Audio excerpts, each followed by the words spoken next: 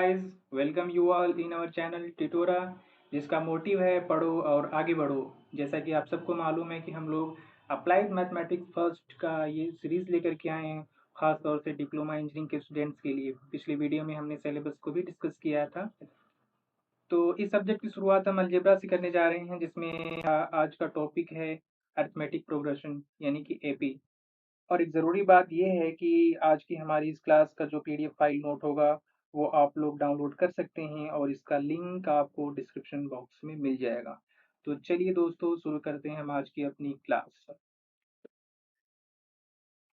Arithmetic progression दोस्तों, ये जो चैप्टर है एक, ये हाई स्कूल में भी पढ़ा जाता है और प्लस टू में भी, और डिप्लोमा में भी ये फर्स्ट ईयर के स्टूडेंट्स को पढ़ना पड़ता है। तो अरिथमेटिक प्रोग्रेशन से पहले हम कुछ टर्म्स के बारे में जानेंगे जो इससे रिलेटेड होते हैं, सीरीज से रिलेटेड।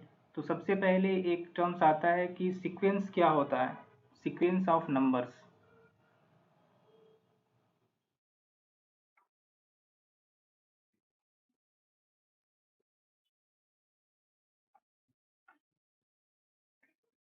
सीक्वेंस ऑफ नंबर्स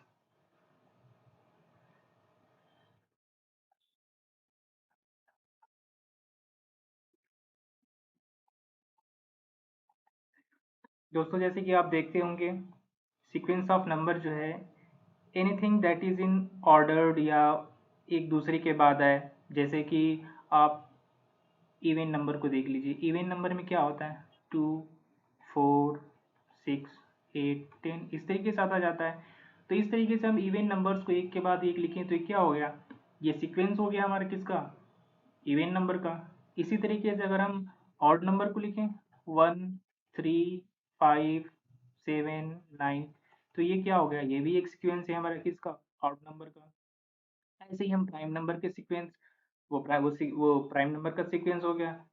तो और इसी तरीके से अगर हम नेचुरल नंबर लिखें तो वो सीक्वेंस हो गया नेचुरल नंबर का। और सीक्वेंस आपका फाइनाइट भी हो सकता है और इनफाइनाइट भी हो सकता है। फाइनाइट कब होगा, जब उसके टर्म्स टर्मिनेट हो जाए, कहीं पर जाकर के रुक जाए। जैसे एग्जांपल, आप सम जो सीक्वेंस है इवन नंबर का, अगर आप 2 से लेकर के 100 तक लिख रहे हैं, 2, 4, 6, 8, और ये आपका अगर 100 तक जा रहा है तो एक फाइनाइट सीक्वेंस हो गया, क्योंकि 100 के बाद ये टर्मिनेट हो गया। और ये अगर 100 पर ना रुक करके अगर ये जाता ही रहे इनफाइनाइट तक, तो इनफाइनाइट सीक्वेंस हो गया इवन नंबर का। अब इसके बाद हम देखते हैं कि सीरीज, और सीरीज को ही कहते हैं प्रोग्रेशन। सीरीज और प्रोग्रेशन,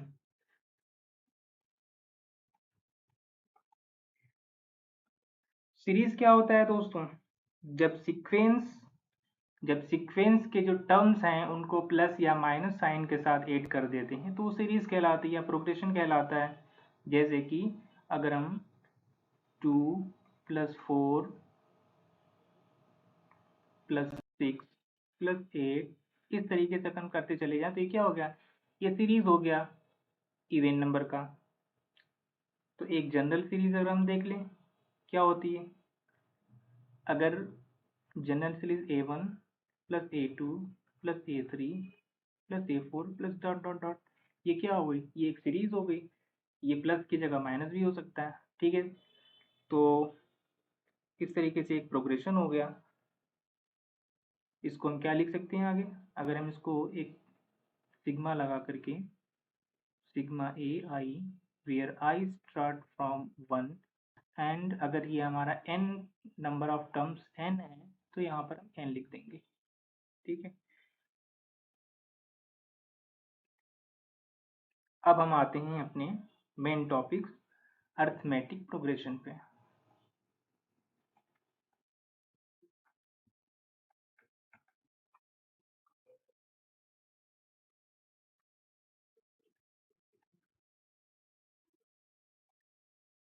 अरिथमेटिक प्रोग्रेशन, इसमें क्या होता है,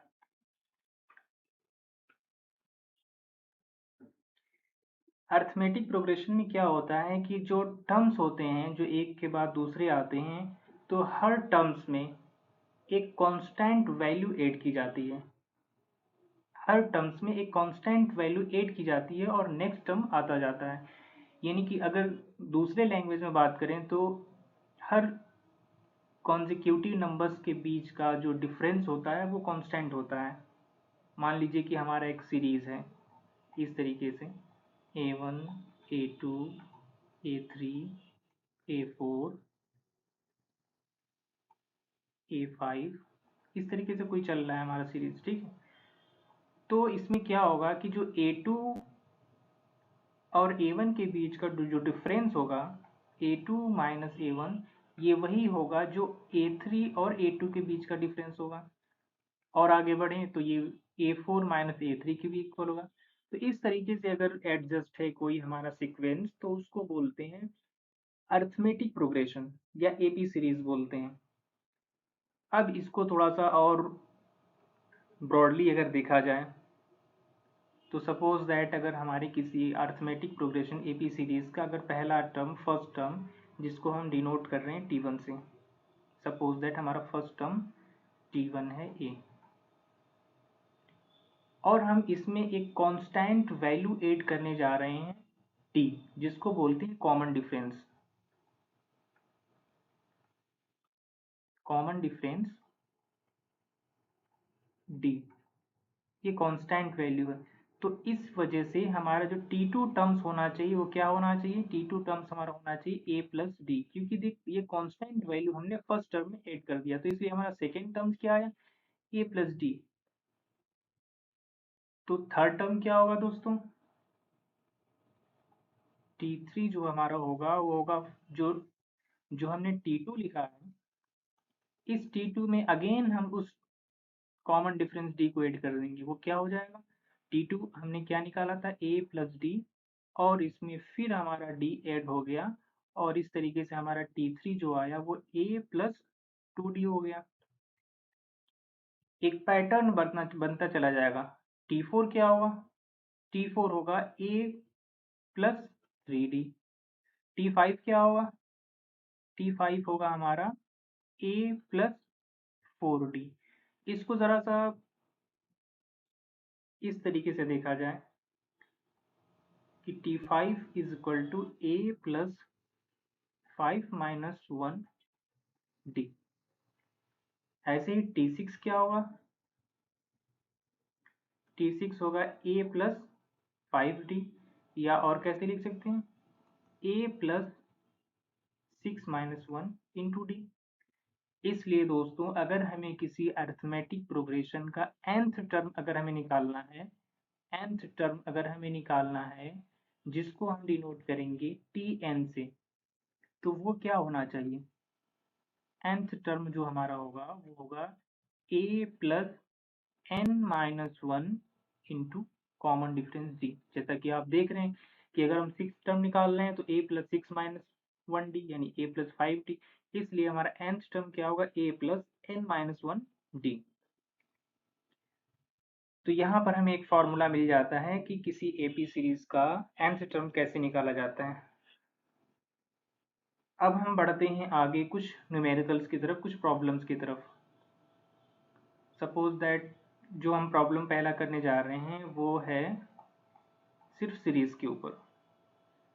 जैसे कि अगर किसी सीरीज का nth टर्म, अगर किसी सीरीज का nth term an is equal to n plus 2 है, और हमसे ये कह दिया जाए कि हमें फर्स्ट फिफ्थ टर्म निकालने हैं, फर्स्ट फिफ्थ टर्म निकालने हैं, तो कैसे निकाला जाएगा। It is very simple guys, बस आपको n की जगह पर 1 रखेंगे तो आपको फर्स्ट टर्म मिल जाएगा। T1 कहिए या A1 कहिए इसको, क्योंकि यहाँ A से डिनोट किया गया है। तो A1 आपका हो जाएगा 1 into 1 plus 2 and this is equal to 3। अगर आप n इज इक्वल टू 2 रखेंगे तो आपको सेकेंड टर्म मिल जाएगा A2 is equal to 2 multiply 2 plus 2 this is equal to 8। A3 निकालना हो तो 3 रख दीजिए n की जगह पे, और 3 plus 2 and this is equal to 15।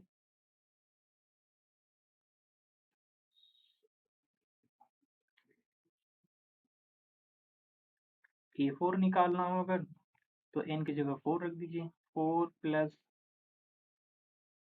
4 multiply 4 plus A4 निकालना हो तो n की जगह पर 4 रख दीजिए आप। 4 multiply 4 plus 2, this is equal to 24। And A5 निकालना हो तो 5 into 5 plus 2, this is equal to 35। So guys, देखा आपने कितना इजी था। अगर आपको nth टर्म दिया गया हो किसी सीरीज का तो बाकी के उसके रिमेनिंग टर्म्स निकालना। तो फिफ्थ टर्म आपके क्या हो गए? आपका फिफ्थ टर्म्स हो गए 3, 8, 15, 24 एंड 35।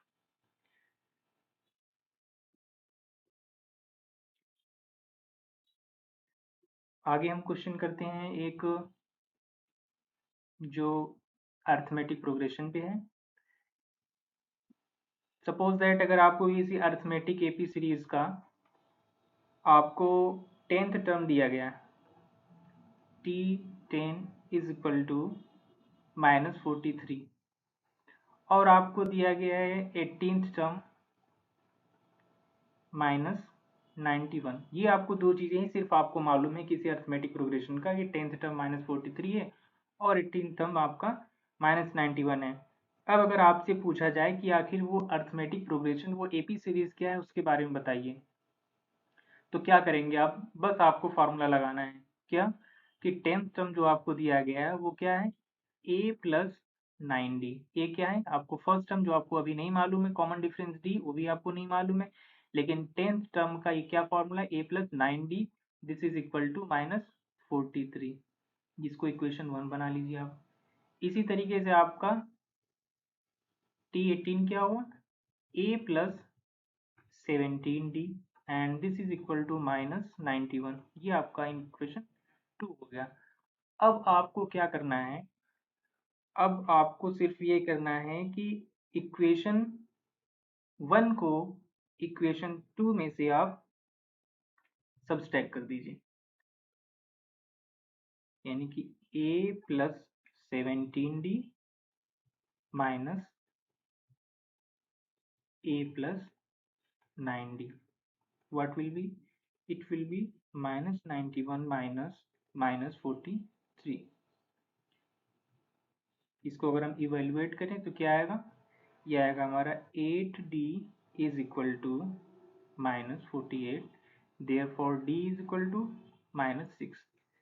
अब इस d की वैल्यू को आप इक्वेशन 1 में या इक्वेशन 2 में किसी में भी रखेंगे, आप फर्स्ट टर्म की वैल्यू निकाल लेंगे। जैसे कि मान लीजिए हम इक्वेशन 1 में अगर रखें तो क्या होगा, a plus 9 into -6 is equal to -43। यहाँ से आपका a is equal to -43 plus 54 and this is equal to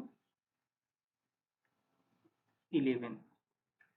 बस आपको मालूम है क्या? अब आप चाहे तो अपना AP बताना है तो फर्स्ट टर्म क्या होगा, T1 is equal to a, that is 11, T2 is equal to a plus d, that is 11 and -6, और ये है 5। अगर आपको T3 बतानी है, T3 is equal to a plus 2d, that is 11 plus 2 and d आपका -6 है, और ये कितना आ गया, ये आ गया -1।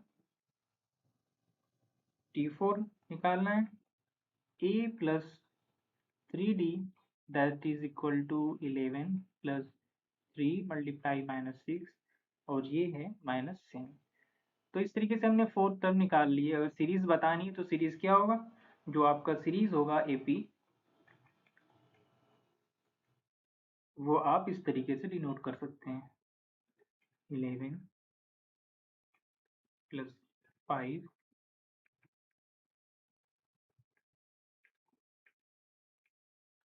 ये आपका अर्थमेटिक प्रोग्रेशन हो गया। तो गाइज आज के लिए बस इतना ही। अपनी नेक्स्ट क्लास में हम देखेंगे कि किस तरीके से किसी दिए गए अरिथमेटिक प्रोग्रेशन का सम कैसे फाइंड आउट किया जाता है। और उसके बाद हम अगली क्लास में हम ये भी देखेंगे कि दो दो वैल्यू के बीच में कैसे अरिथमेटिक मीन फाइंड आउट किया जाता है। ठीक है, तो आज के लिए बस इतना ही दोस्तों, और प्लीज़ प्लीज़ सपोर्ट अस। हमारे चैनल को सब्सक्राइब करिए, लाइक करिए और शेयर करिए। Thank you, keep on watching.